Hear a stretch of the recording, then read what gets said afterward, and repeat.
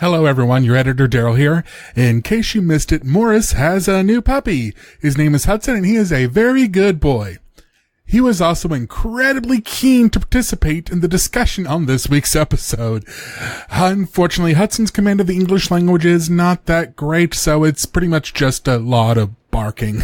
I've attempted to clean up the audio as best I can, but be warned, there is a lot of dog this week. They did try basically everything they could to calm Hudson down, so much that the podcast I got was in 3 parts due to large breaks they took to try to wear him out so he'd take a nap, but it was to no avail. The doggo opinions on Descent into Avernus will not be silenced. Anyway, here's the guys to explain what it was like recording this episode before we get started. We do kind of want to apologise for the fact that Hudson, my dog, barked constantly throughout this episode, and Yes. we couldn't get him to be quiet. We tried various things. We tried putting him in a different room, putting him outside, even putting him in his crate, all sorts of things. None of it worked. Yes. So unfortunately, pretty much all throughout this episode, you're going to hear Hudson barking constantly. Yes. So sorry about that, but it was more annoying for us than it is for you. I expect Daryl would have cut a lot of it out, but... He's a good dog, but he's a very barky dog. What, Daryl? Yes, Daryl's an excellent dog. A little harsh. 12 out of 10, best dog. It's the nicest thing anyone's ever said to him, thank you very much. Oh. This podcast is sponsored by Quickshot's Crossbow Delicatessen. Delicatessen? Are they sure about that name? Nah. Well, if you need a repeating crossbow, a ballista, Bumblebee Mark II hand crossbow, the one that has quite a sting, collapsible spike thrower, dart gun, or even an enchanted fire-shooting crossbow or an icicle launcher, Quickshot's vast warehouse of more than 24 crossbows will keep your enemies in the firing line. I see what they did there. Very droll. All the tabletop role-playing news, we aim to amuse and we aim to enthuse. And Morris's unofficial tabletop RPG. Hello, and welcome to Morris's unofficial tabletop RPG talk. I am Morrus, aka Russ, or Russ, aka Morrus, and with me, back from his trip to Peru, is... Peter Coffey from the Southampton Guild of Role Players. Welcome back, Peter. Russ, hello, delighted to be here. You've been to Peru. I have, it was awesome. You enjoyed it? Yes, it was great. Did you see any bears? I didn't see any of the spectacled bears. None with hats and marmalade sandwiches? No hats, none with marmalade sandwiches. I did discover 2 exciting types of marmalade. Oh? Yes, chocolate marmalade and orange marmalade. Not orange. That's normal soft marmalade. Banana marmalade. Chocolate marmalade? Yeah, marmalade chocolada. I was like, okay, that's weird. Was it nice? Oh, it's vaguely chocolatey and much like marmalade. So it's sort of like eating a Terry's chocolate orange, but in marmalade form. Fair enough. Yeah. It's all quite good, really. Yeah. I think my most interesting was a mango and chocolate spread. So it's like Nutella if it was made with things I liked. I've never actually had that. It's sort of an oily chocolate hazelnut kind of why I thing. haven't had it. I just take one look at it. Ooh. It's got a lot of sugar in it, so it's got that going for it. Well, I can't eat peanut butter either. It's Really? just... Well, eating... I'm not allergic to it or anything, I just hate it. Eating straight peanut butter is not for the faint of heart. Generally I recommend cutting it with a bit of jam. That's jelly for our American listeners. Not to confuse with jelly for our British listeners. What is it for our French listeners? I don't know. Confiture, I think. What is it for our German listeners? Jam. What is it for Australian listeners? It's jam, but upside down. Upside down jam? That's right. It's like dripping on your head. Well, only if you don't eat it properly. You have to remember to secure it to your plate first. God. Nail it down. Have you ever been to the Southern Hemisphere? That is how things work in Australia. Yeah. Oh, yes, I've been there. Yeah, it was really annoying when I was trying to watch Lord of the Rings the other day. Oh, yes. And I had to turn my TV upside down just to watch it. It was a big problem. Yeah, but still, I got there eventually. Well, obviously, Russ is joking because he didn't see the raw and edited footage, which, of course, would be upside down from our point of view. But it's amazing what you can do with CGI nowadays. Right, should we do some news? Oh, go on then, let's. All right, then. You don't really use miniatures that much, do you, in your games? I think. It does depend. I have been known to. I've been painting a lot of them. I found out who Indiana Jones is based off, by the way. Who Indiana Jones is based off? What character? Yeah. Come on then. Chap called Hiram Bingham. He was basically the guy who publicised Machu Picchu. Okay. Some people say he discovered it, but I'm pretty sure he didn't discover it because people were living there growing crops. That's not generally something you discovered. Well, it seems Hudson's managed to get out of the kitchen. Hudson has escaped the kitchen. He's a bit like Steve McQueen's character from The Great Escape. Oh no, Steve McQueen's character didn't escape. Oh yeah. So Hudson is officially smarter than Steve McQueen. Sorry, Steve. It Although was good Hudson run. hasn't been known to ride motorbikes. Yet. Have you given him an opportunity to try? Oh, that's a scary thought, isn't it? Well, yeah, yes. I mean, considering he's got a good 4 foot clearance from the floor, I'm like, okay, that's quite high.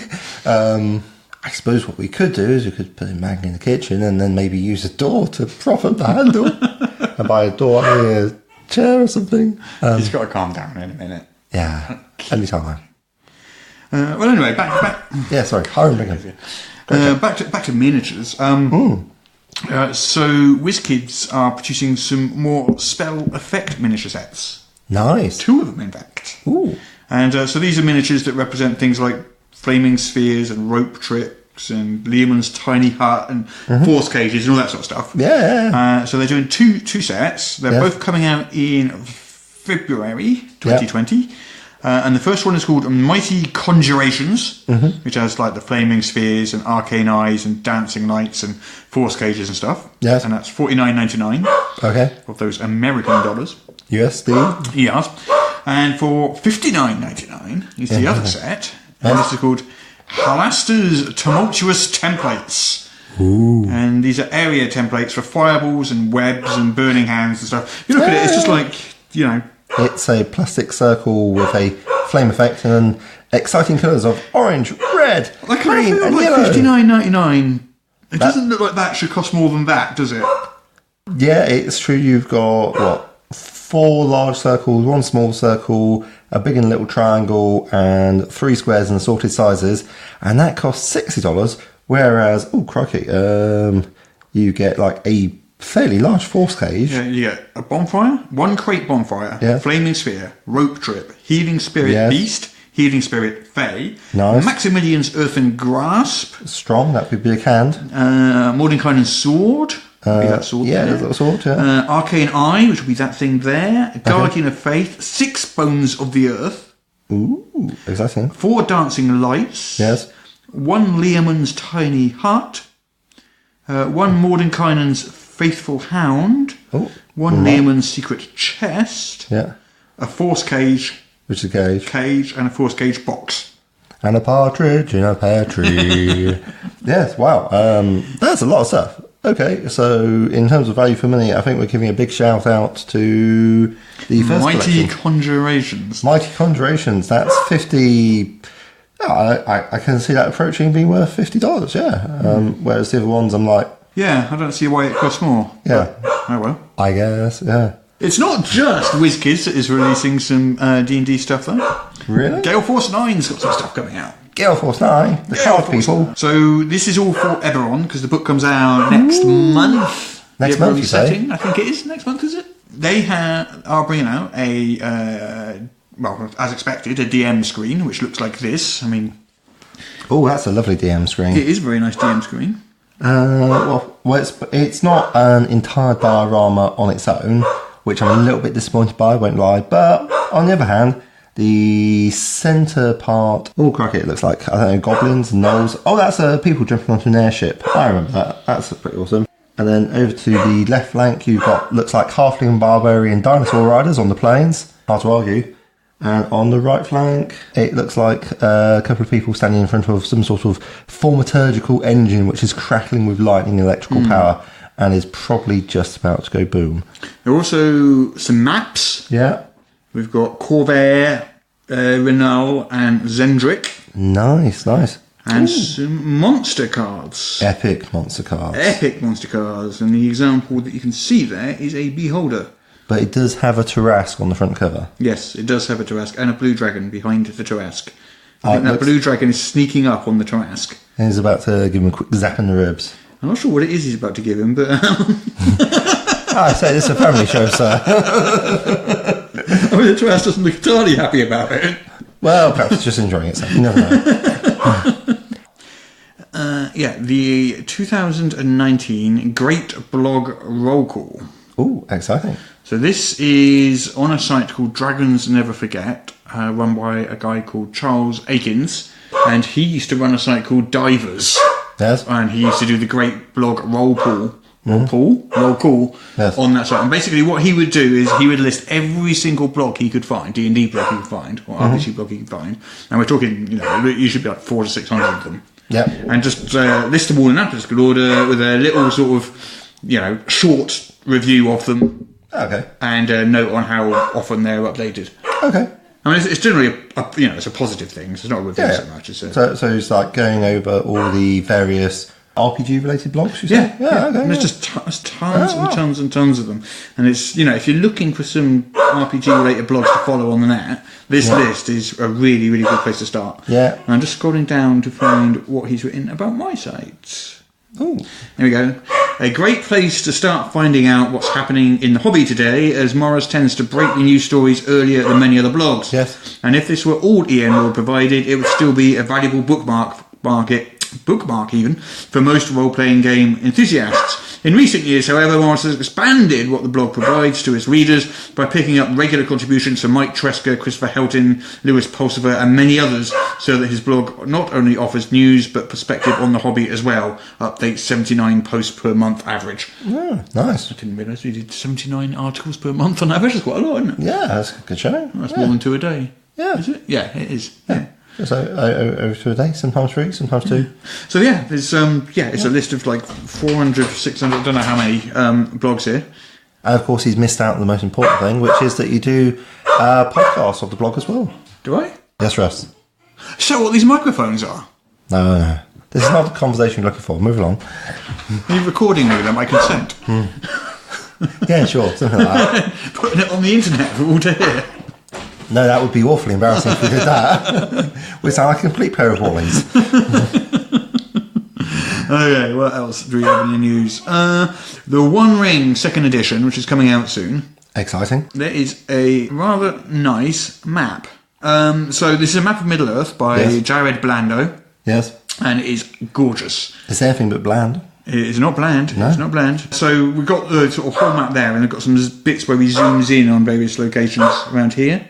Like you can see Minas Tirith. Oh, that's nice. There's the Shire and Hobbiton and Brandywine Bridge. Yeah, and, it's very much sticking to the original sort of production values that came with the book, but maybe a little bit nicer, if anything. And there's a picture of a hobbit there who's apparently called Michelle Delving. Michelle. Do you like my joke? That's a good joke, That's a good joke. I see. Yes. Humour, yes. Perhaps we should not give up the day job. Right.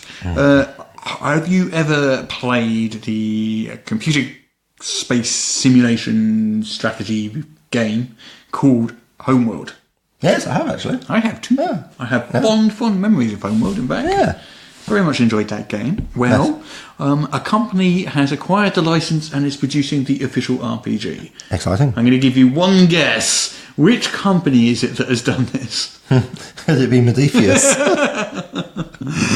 Shocker. Who could have suspected? Modiphius are in fact going to be producing the official Homeworld RPG. Ah, good for them. At least we know they'll make a decent job of it. Yeah, it's going to use their 2D20 system. Yes. I don't know much else. There's basically one press release has gone out, and that's all the information there is at all so far. So yeah, well, yeah. I'm guessing it's coming out sometime next year. I sure look forward to that. They've done a number of other sci-fi games, so yeah, it's got a track record. Well, they did Star Trek. Yeah, that's true. And some other games I can't remember, which were quite fun. I remember doing a super high altitude, low opening drop into a planet. That was a laugh. That's not the only map. Not the only map. There's another map. Another map? And this is of Judge Dredd's Cursed Earth. Really? Yes. And this is going to be a 2-page spread in the upcoming The Cursed Earth Adventure supplement. Yep. which is available for pre-order already. Yes. And it's a nice, big, gorgeous, full-colour map. Oh, that does sound exciting. How do I close that? Okay. There we go. Ah, okay. If I turn it sideways. Oh, so there we go. Oh, that is quite big. What? Every time someone sees it, they always go, why is Mount Rushmore over there? It's in the wrong place. Okay. But there is actually a story reason for it. The judges moved it. Of course. Also, in Mega City 1, you'll also find the White Cliffs of Dover. Well, they were looking after those. It was important. Yes. Yeah. Yeah. Okay, so you've got Mega City 1 on the East Coast and Mega City 2 on the West Coast. And Texas City down there in Texas. Of course. And then you've got the Cursed Earth in between. Yes. With absolutely a long way across the Great Dust Bowl. Yeah, it seems basically the Cursed Earth is mostly Dust Bowl with some mountains. I think that's about it. That's it for the news. Yeah, well, the Cursed Earth map looks really exciting for people, and definitely if you're running What's Old is New, it's not. Is it called What Old is New? Yeah. What?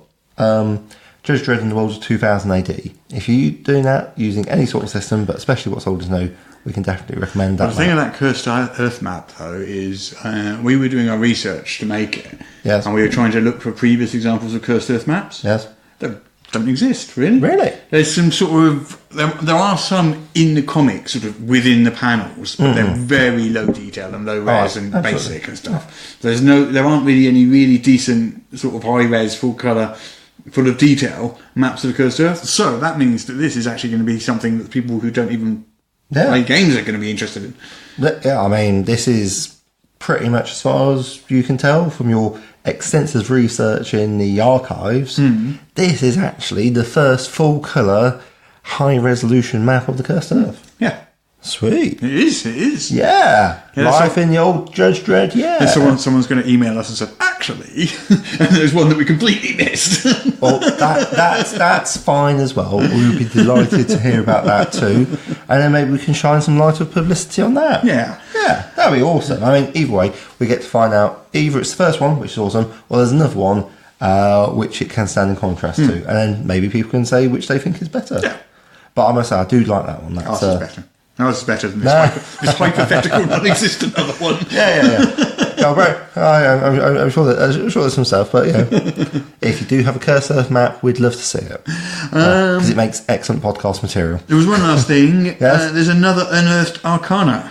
Damn straight there is. These have been coming out like every 7 minutes or something. It's pretty good. They're hammering them out. Yes. Well, I must say, they do tend to get a lot of people very excited and so forth. They do. Yes. They do. So this one is 3 classes get new playtest options. All of these things, these ones that are hammering out now, have all pretty much been subclasses, haven't they? The last 3 or 4 of them, yes. I think. So in this one, we got a fighter gets the Rune Knight. Yes. The ranger gets the Swarm Keeper. Bees. And the rogue gets the Revived. Yes, it does. It does. Have you looked at this? Yes, I have. What do you think? I think it's really interesting. I mean, pretty damn powerful, I gotta say. Well, okay, so probably the easiest one to just completely break and abuse is the Revived, because of the wording. Essentially, you get the damage you'd get for a sneak attack minus like maybe your dexterity mod after you've completed a bonus action. Which the rogue, of course, gets a cunning action and can do stuff with their bonus action every single turn. So they do their cunning action, and then because they've done a bonus action, they can also use their sneak attack as a necromantic ray at someone. Is Baldric a rogue? No, Baldric was actually a bard. He has a lot of cunning plans, though. He has a lot of cunning plans, like all the best bards. Bards have cunning plans? High charisma, low int. Yeah, but rogues specifically have a cunning action. Yes, but Baldric wasn't big for taking the actions. Blackadder was a rogue. he knew he was always had his eye onto the main chance. What about the Swarm Keeper? You had a look at that one. Oh well, I was going to say basically the rogue, a revived rogue can get 2 sets of sneak attack per turn, which is pretty good. That's quite nasty. That is very unfortunate if you have to receive it. When you just basically describe it to me like that, it sounds... Yeah. way overpowered, but it is way overpowered. Yeah, okay. It's just poorly worded, which is a bit of an issue. It is playtest material. The Rune Knight looks like a lot of fun. People are desperate to cross the Rune Knight. Is there something about Rune Knight that you object to, Hound? Rune Knight. Okay, then. So the Rune Knight.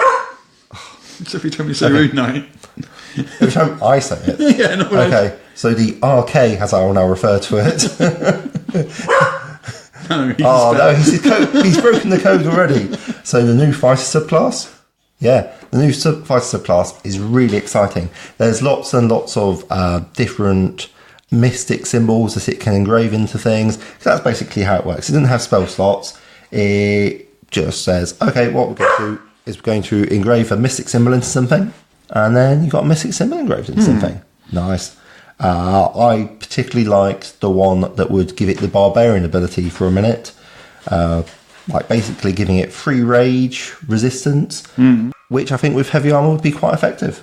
Swarmkeeper, I really enjoy because that is, that's loads of fun.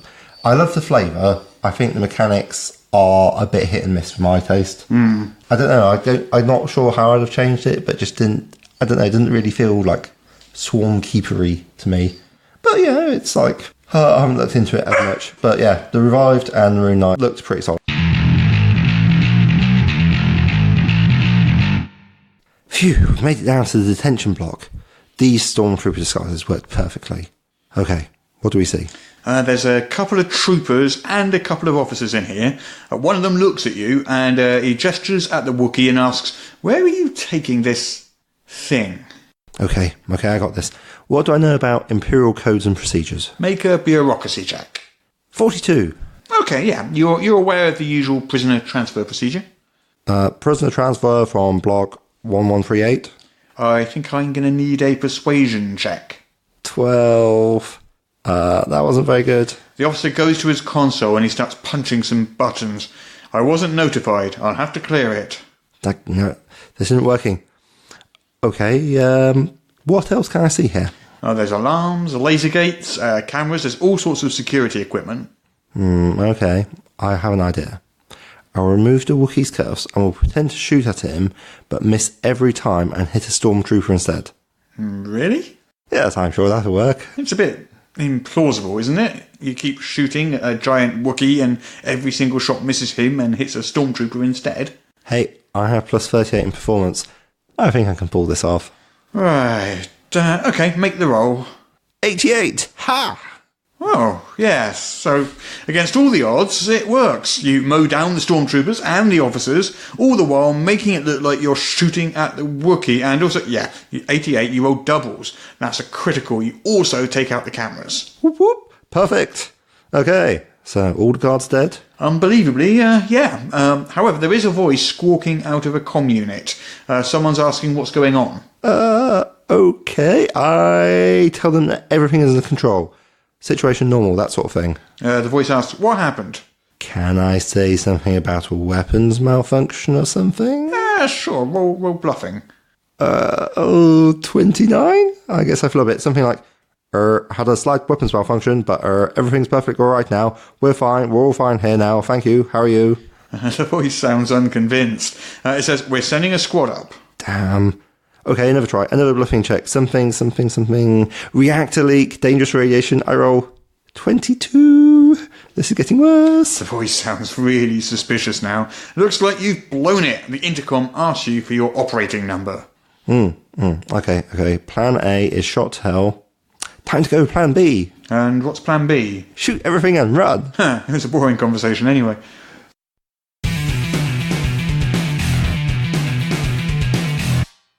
Hello, everybody. Thank you so much for listening to our podcast. We just wanted to mention our Patreon. Peter, are you familiar with our Patreon? Oh, is it patreon.com/Morrus? Yes. MORRUS. At patreon.com/Morrus, you can find our Patreon, which is what pays for our podcast and buys us all these wonderful microphones and mixers and other little bits and pieces. And wires. So many wires. And all these wires. We have a load of wonderful Patreon backers at the moment. And those backers get... We cherish you all. Yes, we do cherish them very much. And those backers get bonus content every single week, just as a thank you for backing our Patreon. And because they're so awesome and so quick off the mark, they also get to talk to us in our Discord channel, which is pretty good. And we'll sometimes even deign to answer that. But even more importantly, when we have guests coming onto the show, they have the opportunity to ask questions of those guests. And then we will pass on the questions that we think our guests will answer. So please, if you do enjoy the podcast, head on over to patreon.com/Morrus. Link will be in the show notes. Yes. And support us, even with just $1 a month. Every little bit helps.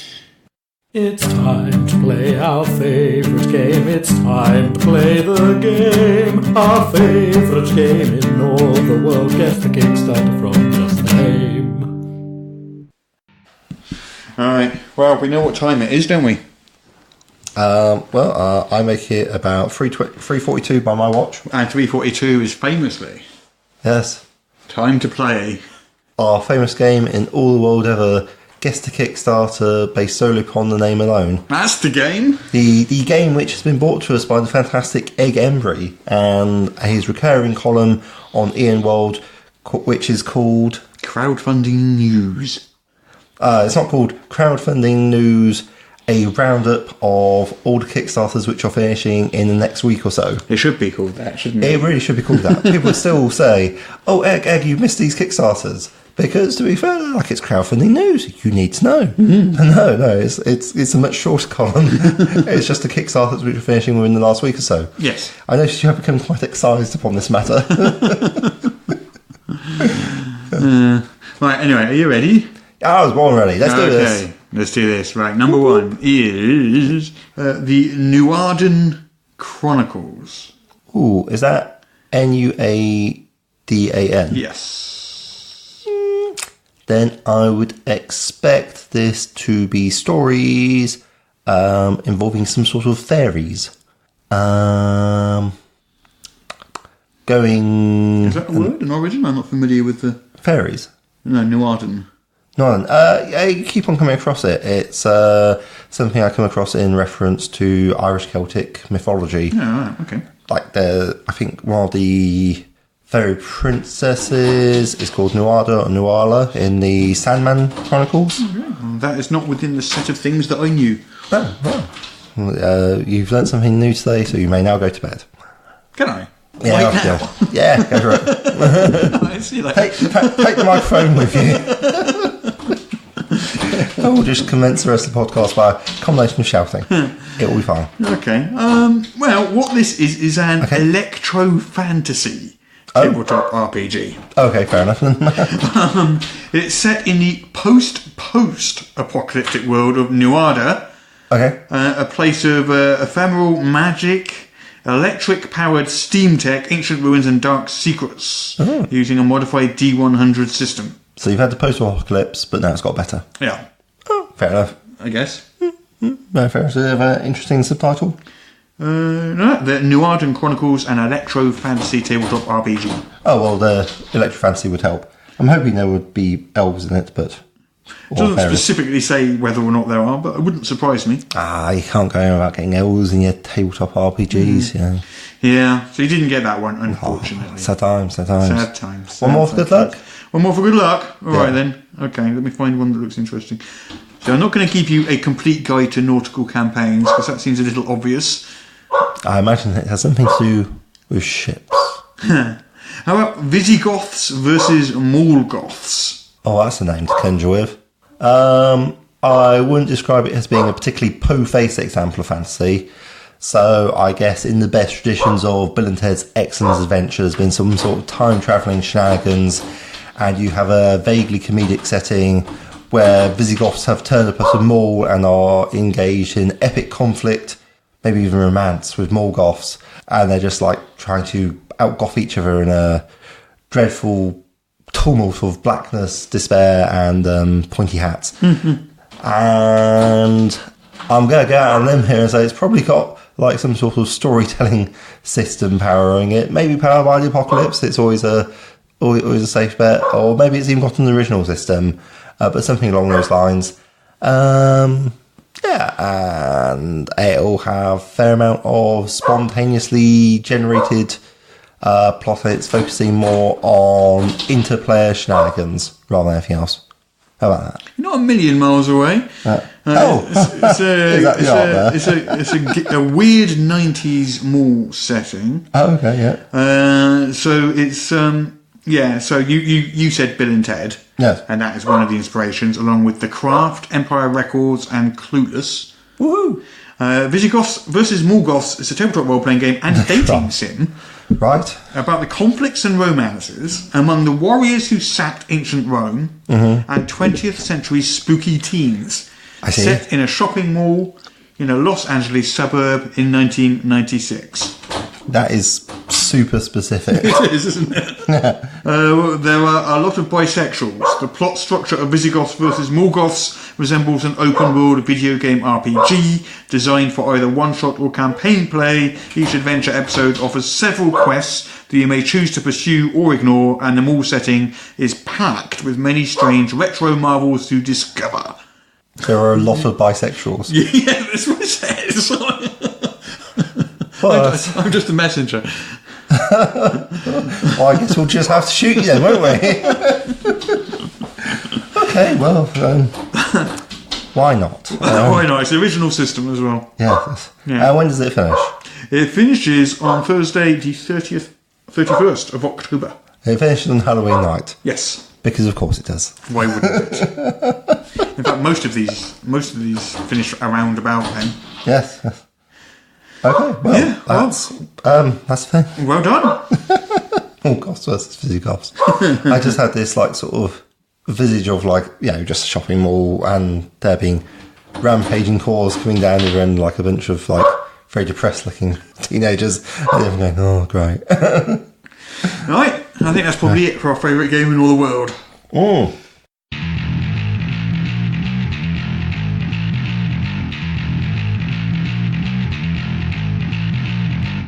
Does that mean we should move on to the topic of the week?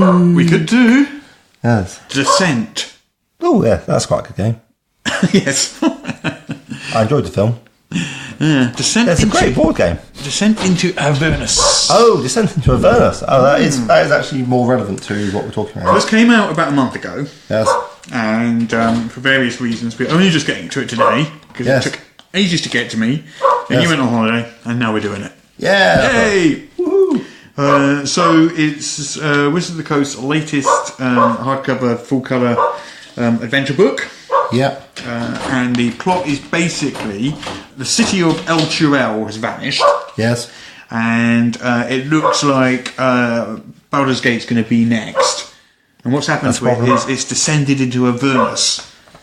It didn't want to do that. It didn't want to do that, but Baldur's Gate is going to be next, and the PCs have to come along and stop that happening. Yes. That's basically the plot to it. And the reason they're sinking into Avernus is because there's a deal between Zariel, an archdevil, yes, and there is the High Overseer of El Turel. And Zariel's capturing cities and using their citizens as fodder in the Blood War. Yes. Which seems like the sort of thing an archdevil would do. Well, yeah, it's your basic Archdevil plot 101. Yeah. If I was an Archdevil, I'd do that. Yeah, it's pretty much in the job description, really. Yeah. So we've got the book here. We both got a copy of the book. We both got. Thanks to the kind courtesy of Lee Donovan, our devoted listeners. Yeah. We have ourselves a nice. He's lent me his personal copy of Descent into Avernus. And I've got my own copy here. Yeah, so it's So the fact we've got a poster map which you can pull out, which I haven't pulled out of mine. Yes, I'm not going to pull out. He hasn't pulled out his either. Yeah.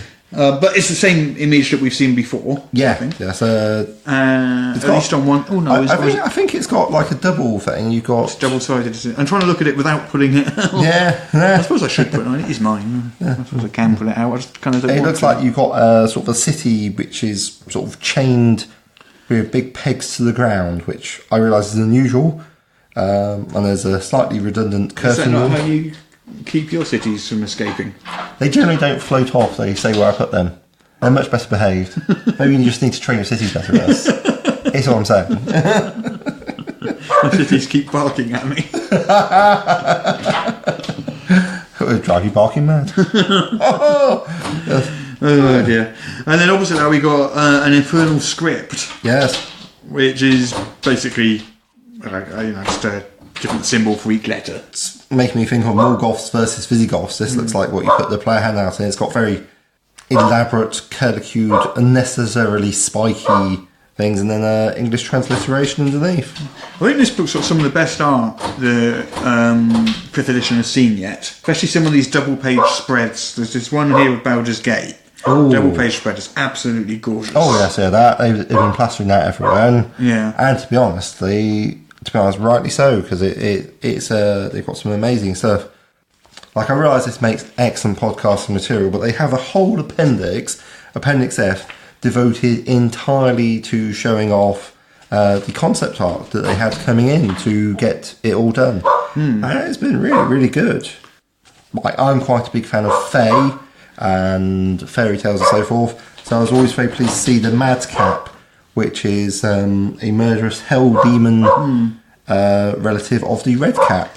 This is a nice picture as well. Double-page spread of the Blood War. Yep, that looks... There's a lot of fire going on there. Well, yeah, that's probably why they're all immune. All the demons that aren't immune to it just died in the Blood War. Yeah.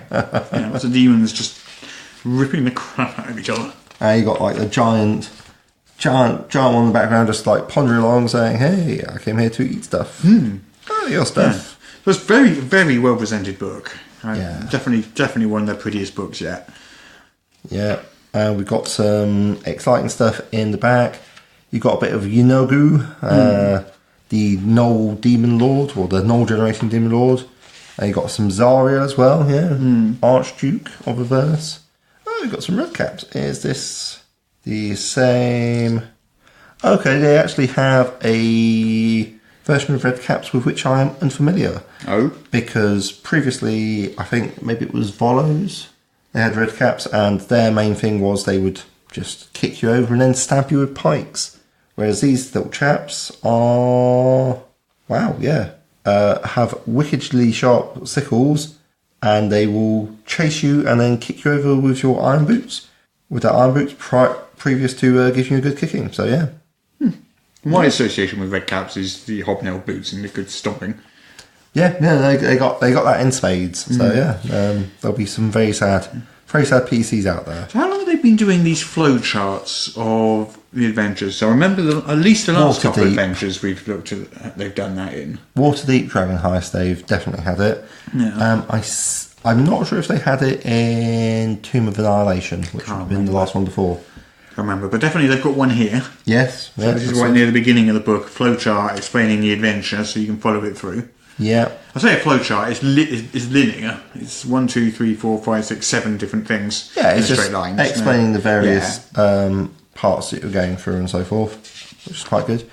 It's nice to have a bit of guidance on how they see things going out, and because a lot of things are made compatible with Adventurers League, it's good to know which chapters are going to be which levels. Yeah. Maps by Dyson Logos again. Yes, that is a very distinctive, very clear art style. I do quite enjoy that. It's kind of quite old styly, isn't it? Yes, yeah. And it's all a single colour. But yeah, it reminds me of old style modules. Indeed.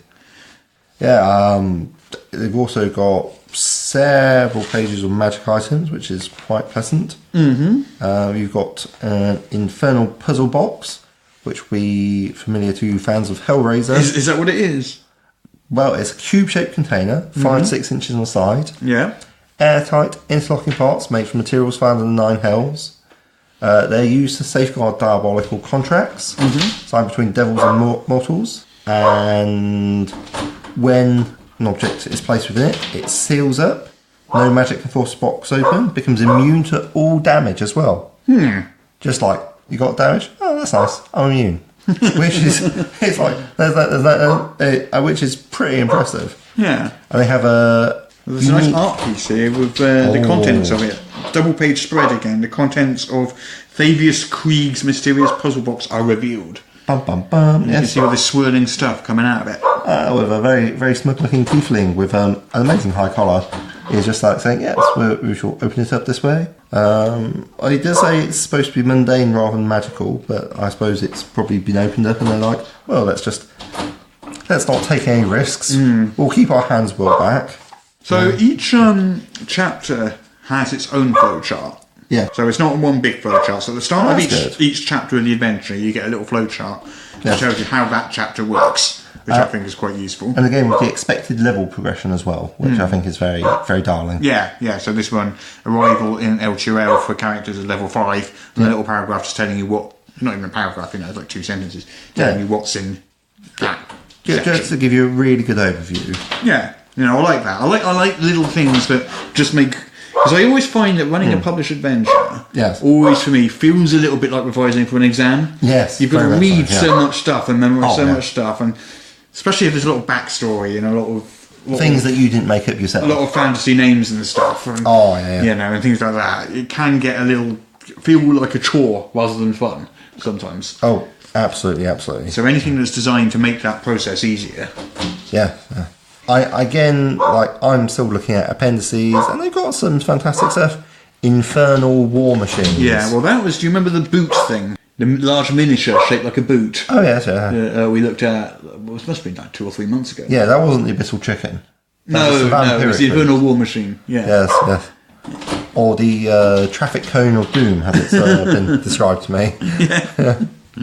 That does sound unfortunate. Yeah, so you've got those in various sizes. And also information on ways to do a good diabolical deal, which quite frankly is everything that someone could want. So looking through the chapters, chapter 3 is where you arrive in Avernus. Yes. Avernus, it says, it serves as the front line of the Blood War. Ooh, and the river Styx is used to enter Avernus. Demons from the Abyss use the river Styx to enter Avernus, where they hurl themselves against the legions of devils. So it's like this blasted, war-torn battlefield these days. Please. Although it hasn't always been, apparently. Apparently, once upon a time, when Asmodeus created it, it was a plain of lush gardens and beauty designed to tempt and seduce mortals. Oh, okay, that sounds... But these days, it's just a complete wasteland and a battlefield. So they decided to catch more flies with magma rather than honey. Yes. Yeah, okay, no, that's fair enough. Yeah. For all those interested in mechanics, there is a new background in the book, the Faceless, which is someone who takes on a public persona, which is not their identity, but it's a disguise. You have and basically just adopts a part to go and become an adventurer for a bit. I'm not quite sure how this would differ from being an adventurer, but I guess deception is at the heart of it. Yeah. This is quite interesting. It's not some optional rules, right? So, if you die in Avernus... That would be unfortunate. Or basically, when you fail a death save, an archdevil may contact you telepathically and offer assistance. I see. And you can make a deal to pass the death save instead. So, if you agree to the deal, you automatically roll a 20 on the next death save. Yes. But you then owe the archdevil a favour. Which you're magically compelled to perform. We'll call the Archdevil Healing Centre now. all our Archdevils are standing there 24 hours a day. They're waiting for your call for help now. There's also something about flesh warping here. Flesh warping, where you roll D100 to find out what happens to you. So say you roll 45, the target's skin becomes scabby, granting it a +1 bonus to AC, but reducing its charisma by 2. Oh, nasty. I think that's if you get hit by, was it demonic coated weapons or something? Yes, correct. Yes. Yeah, sounds lovely. Yeah, fair save on that, my friend. And then you too can grow an exciting new tentacle. In places you did not think tentacles belonged, which is nowhere. Pretty much anywhere, tentacles do not belong. No, generally speaking. I've got another double-page spread here. Oh, that's lovely. That's an infernal war machine in battle there with someone riding atop it. There's flames and fire and magma everywhere. That's one of the NPCs from the book. Yeah. There's a lot of these rocks floating in the sky as well, I noticed. Well, gravity is pretty much optional, and it's hell they don't really bother with so many rules sometimes. And then, what else have we got? They're trying to do it without actually sort of reading out the actual adventure parts and you know what I mean, and ruining the adventure. Well, I mean, what's your impression of the book? I like it a lot. Yes. I haven't read every word, but I've looked through it. Yeah. I think I've mentioned to you before that I like D&D adventures that do something strongly thematic. Yes. Which is why I like Strahd and the whole sort of gothic horror thing that they did with that. Whereas something like Tyranny of Dragons or something like that, I find a little just standard fantasy. So I like a bit of theming in there, and this has that in spades. Yes. So I'm kind of attracted to it because of that. Yeah. I'm also liking it because it's another example of original work on Wizards of the Coast. Yeah, that's true. It's not a resurrected adventure. Yeah, it's not a resurrected property. It's not basically a reprint updated for 5th edition. Yeah. Nothing wrong with those, but I just like to have something that's new. Yeah, that's fair enough. Because I come across players who are like, yeah, I stopped role playing about 30 years ago, so how far off am I? And it's like, well, if you've been here in the 2000s, massively. Nowadays, not so much. Yeah, exactly. So you're looking at the stained glass windows. They were done by Claudia Posas. Ah, yes, they're The Fall of Zariel. Yeah, I don't think this would be spoilers to go through them, but it's a half of a double page spread. It consists of 6 windows there, and it's in a very iconographic style, which I would look twice at, I must admit, if I did see it in a church, but I'd be like, oh, that looks normal. Wait a minute. That's not right at all. Tracking the fall of Zariel and her going over from blue good to black bad. So, yeah, beautiful stuff. Apparently evil's bad for your hair, so if you see a bald man, then it must be evil. What? I'm looking at Arkan the Cruel here, which is Joe Manganiello's D&D character. Oh, really? Who's now officially in this book. He's Challenge 16, Dragonborn, the Lawful Evil.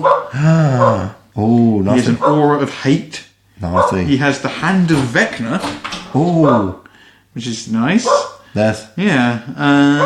Does he have the Eye of Vecna? He does not apparently have the Eye of Vecna. He has the hand, and he has a great big axe. I hear, if you are a sufficiently evil party, you too could quest for that most evil magic item, the head of Vecna. But first you've got to cut your own head off, and then... Well, there is that, but I'm sure like that. No true evil character would let that little detail like that stand in the way of ultimate power. We've got stats for Bell here. Bell? Yes, one of the archdevils. Oh, nice. And one of the rulers of the plains of hell. He's a Challenge 25, large fiend. He's quite nasty. You would not want to mess with him. So this book goes from levels 1 to 13. Yes. I suppose you're not supposed to actually get into an arm wrestle with him. Yeah.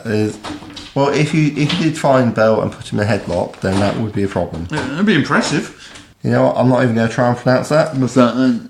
Oh my god! There's no vowels. No, there's 3 vowels in there. There's just like 12 letters. Kostchi, I would say probably. Kostchi, who is some sort of underground. He doesn't look that bad to be fair. He's like more sort of a demon spirit thing. And this is the issue. He's a challenge rating 25. 75,000 XP, boys and girls, if you can take him down. Yeah. We've got Tiamat here. Yeah. Challenge rating 30. What was she in Tyranny of Dragons? I don't know. Oh. Well, I haven't bought it yet, and I can't look at her stats there. Fair enough. Until I do. I don't know if she's the same or not. I mean, she's interesting. She's chaotic evil in this book. Yeah. Tiamat's traditionally lawful evil. Yes. And has traditionally ruled the first layer of hell. But now she's a prisoner or something, isn't she? And well, to be fair, like based on her like sort of Persian/Assyrian roots, being chaotic evil seems pretty legit. Although I noticed she's a fiend, not a dragon, which is a bit sad times. Like, I know you've got to categorise things. She probably falls more within it, but you'd hope that the Queen of Dragons would like have a bit of dragon in her. Well, I mean, she's got all the dragon abilities. She's got all the breath weapons and all the frightful presence and all that. She's got all the dragon accoutrements. Yeah. I mean, I don't think anyone would look at him and go, "That's not a dragon." Yeah, I can't believe it's not a dragon. Yeah. No actual picture of her there. It's just. Yeah, she's quite powerful. There's stats for Asmodeus anywhere. Yes. Well, as players will be pleased to hear that the Abyssal Chicken is only a CR quarter. It's a horrible looking thing, isn't it? So there's something that you only need to fear because it will make you go mad rather than something that will destroy you completely. So basically it's like the first 150 pages of the book's the adventure. Right. And then starting about halfway through the book, we then start with the Baldur's Gate Gazetteer. Oh, okay. So then we've got maps and details all about Baldur's Gate. Nice. Tables. Let you bring it to life. Yeah. About everything you need. Dangers in Baldur's Gate, organisations, a nice big double page map here of the city, which looks quite lovely. That's gorgeous. Quite a nice map there. Things about city landmarks, random encounters. Upper city, the lower city. All sorts of stuff. I'm just quickly flicking through these pages here. Various neighbourhoods here. A lot of like stuff we've seen from Waterdeep, in fact. It's kind of written in the same sort of way. Well, of course, we do have the Baldur's Gate 3 computer game. Yes, coming out. Coming soon. So, obviously, it has been established that one can recreate the Lost Mines of Phandelver. Mm. So, I guess the question would be, when are people going to... Okay, I'm pretty certain, and this is probably, I don't know, I haven't researched it, but, it just occurs to me, someone's going to try and recreate Baldur's Gate 1 using the tools from the computer game. Maybe. I mean, that would be a hell of a thing to play through, wouldn't it? Talking of D&D computer games, you know that, was it Celasta? Okay. Do you remember the one? With the verticality and... oh, yes, I can't remember the name of the game. Magister or Celasta or something. I can't remember the name of the game either. Okay. The one with the verticality that's on Steam that you can't play, and I keep forgetting to download, which I should play so I can tell you about it and say how good it is. I was going to say, I did try to get them on the podcast, but they said could they only come on for like 20 minutes? I just pop on, and I said, not really, that's not really the format of the show. And they said, we can't really spend any longer than that because we're too busy making the game. So, well, I mean, to be fair, it's a legitimate excuse. Yeah. So, unfortunately, they won't be on the podcast, but... it'd be nice to have a chat with them and so forth. Yeah. Well, they appeared on Shane's podcast a few weeks back. Yes. So, if you want to dig that up, you can listen to them. Yes. Yeah. I think I'll give the game a go first and see if it's any good. Yeah, well, unfortunately I can't because I've got a Mac. Because there's the demo. Have you played the demo? I haven't played the demo because I keep forgetting to download it from Steam. Okay. Yeah, I can't because I've got a Mac. But, You're crippled by your inferior technology. I understand. It does what I need it to do, but it's not great for games. Yeah, yes. Or Audacity. So hopefully this podcast won't sound terrible because... Despite the best efforts, Daryl, we are recording this one using QuickTime rather than Audacity. Yeah, that's what all those barking sounds are. It's the software. Yes, that's not Hudson, the beast, the beast of barking. The beast of Bitten. There you go. Beast of Bitten. The barking beast of Bitten. Hudson, the destroyer of we should record an apology for that as well. I think we're probably pretty much done now. There's an Infernal Rapture menu. There's a menu at the back. Yes. Appetizers include pickled vine blight salad and spicy shredded stirred sliders. Look, can you read Infernal? If you can, you get that version. If you can't, you get the other version. Yeah, I guess, yeah. Would they have sliders in somewhere that's not America? I think I've seen them somewhere. But yeah, sure, why not? I'm not entirely sure. The American menu in Avernus. Yeah. But they've got basically infernal Harley Davidsons, so why not? Yeah, I suppose so. Roasted wereboar, seasoned liberally with pepper and paprika. Nice. Twice battered axe beak strips with a brandied plum sauce. Ooh, exotic. Ooh, deep fried miniature giant space hamster. Seasoned to perfection with rosemary, basil, thyme, and tears. Yes. Tears. That does remind me a little bit of Peru, because you know what they really love in Peru? Guinea pigs. What, to eat? Yes. Really? It's like it's the most adorable and the most terrible thing at the same time. Really? Yeah. Like the guinea pigs are domesticated beasts. There's like you go to people that have like it's like Inca style houses, and you've got guinea pigs just roaming around the floor, squeaking away, quee, which is the name for them. And apparently the best way to get them is to roast them and then to insert a hot stone into their middle. Lovely. Yes, apparently that makes them extra delicious. I'm sure it does. I'm a vegetarian, so I'm like, I'll have to skip on that one. Did Jess try it? No, she's not. No. But Drew the line. Yes. At guinea pig. But apparently Yama was quite nice. Yeah. So we made jokes about poor old Jorge and how he gave his life for her food. Deary me. Yeah. Deary me. Yes, but the guinea pig was a step too far. Yeah. I guess we're probably done then. Are we? Oh.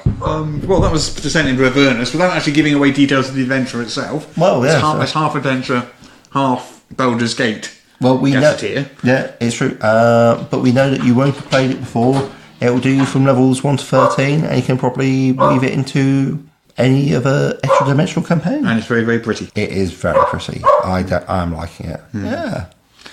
Okay then. Right, I guess we're done for the week. Yeah, who have you got on next week? Don't know. Okay.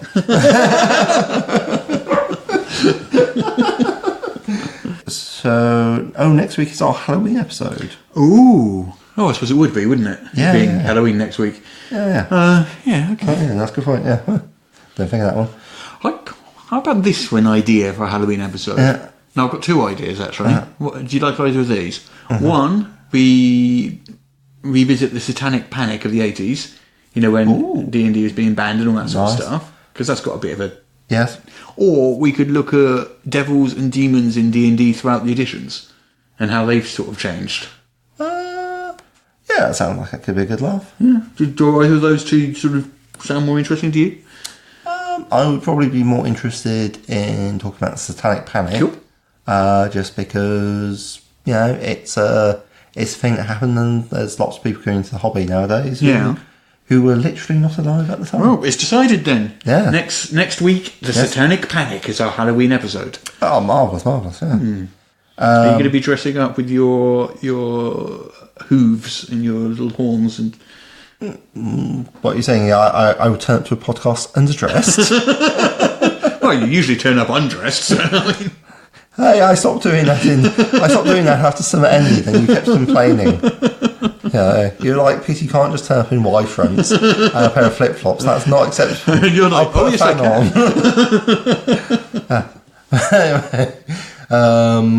Okay, lovely. So with that fantastic mental image to scar you with, we're all set for the Halloween episodes. Yeah. Right, well, hopefully Daryl can try and make this sound not as awful as it probably does sound with all the interruptions. But it was mostly just barking. Yeah. I'm not sure how this one's going to come out, but we did the best we could in the situation we found ourselves in. Yes, and Hudson remains, as ever, deeply adorable. I deeply adore him right now. Adorable, but strangleable at the same time. It's a fine line to walk. He's quiet now. He finished. Oh, of course, yeah. He's just tired himself out after 2 hours of constant barking. Yes. Yeah. Okay. Well, that's it for this week. Until next week, is goodbye from me, Russ. And goodbye from me, Peter Coffey, from the Southampton Guild of Roleplayers. Bye-bye.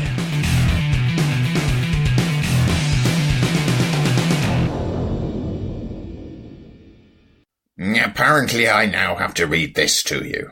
This is the official podcast of Morris's unofficial tabletop RPG news, which you can find at enworld.org. You can find show notes at morris.podbean.com or wherever you found the podcast. If you feel like they deserve it, you can support the show on Patreon.